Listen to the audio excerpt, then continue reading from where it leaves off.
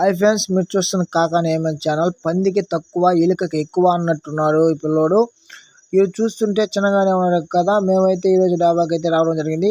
మా విద్యానగర్లో ఒడిశా డాబా చాలా ఫేమస్ ఫ్రెండ్స్. అక్కడికైతే రావడం జరిగింది.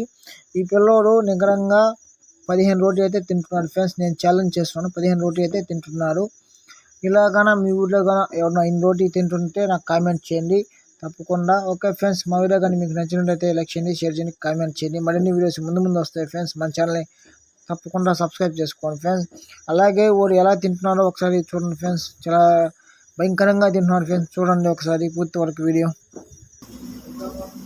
చెప్పుకో.